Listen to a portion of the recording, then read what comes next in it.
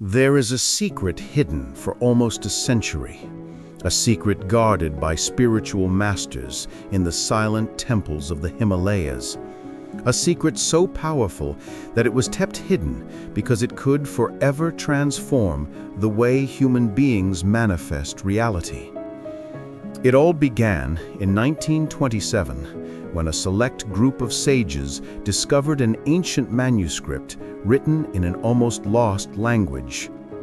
This manuscript revealed something that contradicted everything you have ever heard about prayer, faith, and manifestation. The truth is this: the universe does not respond to requests, it responds to commands.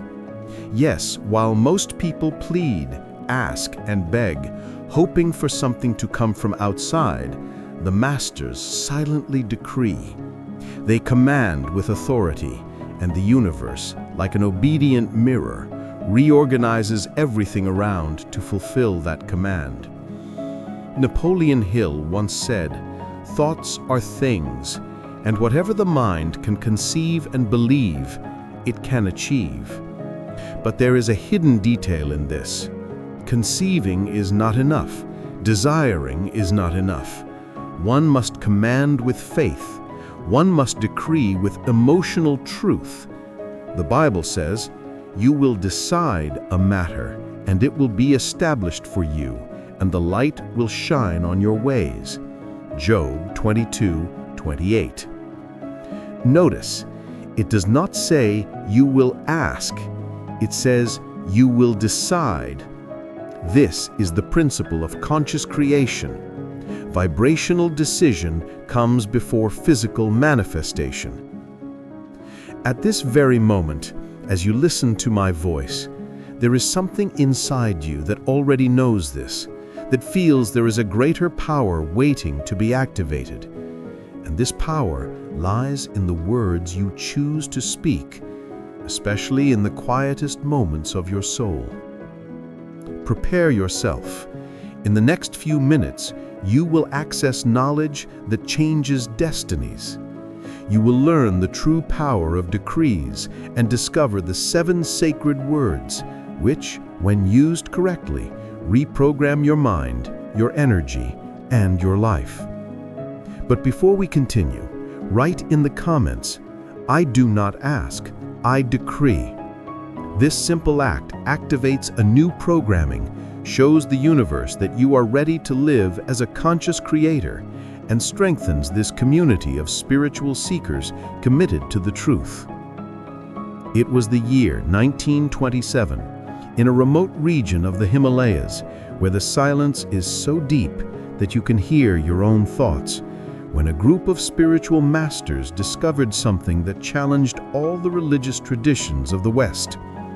In a hidden chamber of an ancient monastery, they found a millennial manuscript wrapped in cloths and forgotten symbols. What was written there was not a prayer, not a plea. It was a command, a language of spiritual authority that few dared to use. The text said, "The universe is a field that responds to the vibration of certainty. It does not hear requests, it fulfills commands." This discovery was kept secret. The masters knew the world was not ready to understand the difference between asking from lack and decreeing with faith. They called this wisdom the code of instant manifestation. And within this code were 7 words of power, 7 spiritual keys capable of shaping reality. These masters knew that the human word is not just sound, it is vibration, it is energy shaped by consciousness. And when that word is spoken with conviction, it pierces the veils of the invisible and reorganizes the fabric of existence. Years later, Napoleon Hill would write something that echoes this truth. The subconscious accepts any order given with emotion and conviction. It had never known about the discovery in the Himalayas, but reached the same conclusion. The mind is a channel between the visible and the invisible, and the Word is the bridge that connects the 2 worlds. In the Bible, in Genesis, it is written, And God said, "Let there be light," and there was light.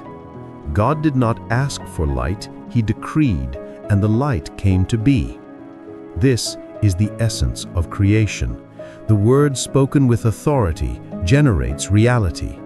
But most people still live asking for health, asking for love, asking for money, unaware that they reinforce the idea of not having, not being, not able. And the universe, which responds to vibration and not to empty words, simply reflects what is dominant: lack. Decreeing, on the other hand, is an active act of faith. It is not arrogance, it is connection with the divine.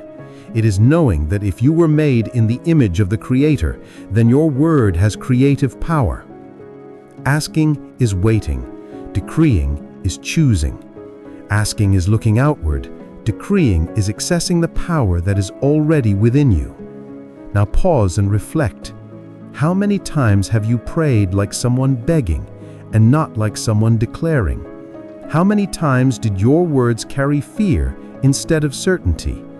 From today, this consciousness changes. You will no longer ask like a needy person. You will decree like a child of God, aware of your inner power. And when that happens, something extraordinary will begin to move around you.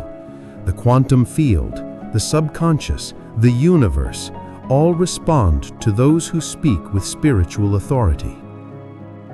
In the manuscripts discovered in 1927, the masters identified 7 sacred words, 7 vibrational codes, which when spoken in sequence and with faith, have the power to reorganize the quantum field around the one who uses them. These words were not chosen by chance. They were recognized in millennial spiritual traditions from Egypt to India, from Kabbalah to the teachings of Christ. They are: I am, I decree, now it is done, it is accomplished, so it is, I manifest. Each of these words carries spiritual weight, a frequency, a key. I am is the recognition of divine identity. It was with these words that Moses heard the name of God, I am who I am. When you say, I am prosperous, I am healthy, I am guided, you are activating the divine presence within you. I decree is the command. It is when you take vibrational command of your reality. There is no room for doubt. It is spiritual decision in motion. Now is the present time. The universe does not understand one day or maybe someday. It operates in the now. The time of creation is the time of present consciousness. It is done. Seal the command. Close the cycle of desire. You do not wait. You feel it is already so. It is accomplished. It is the surrender with faith. The same words Jesus spoke on the cross, indicating that the mission was complete. It is the end of anxiety. It is the peace of certainty. So it is. It is the alignment with higher reality. It is the confirmation that what has been declared is in harmony with divine order.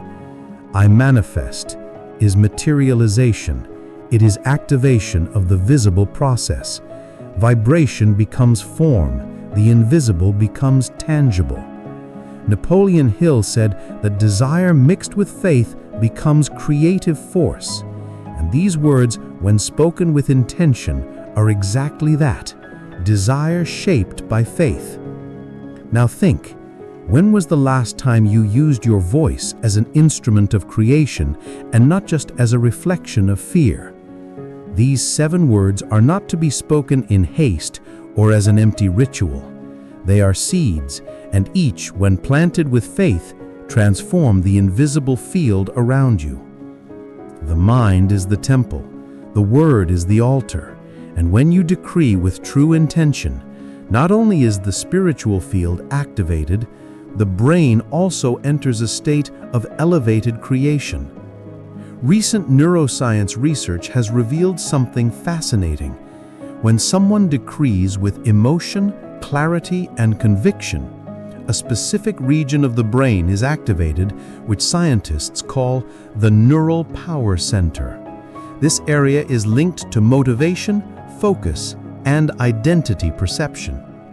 That is, when you say, "I am prosperous," with real feeling, the brain understands it as an emotional truth and begins to reorganize behaviors, choices, and perceptions to align with this new identity. Napoleon Hill anticipated this decades before science proved it. He wrote, "The repetition of positive affirmations with faith creates a new belief in the subconscious, and the subconscious begins to act according to that belief." This is not mysticism, it is spiritual physiology. The subconscious mind does not distinguish between what is real and what is intensely imagined with emotion.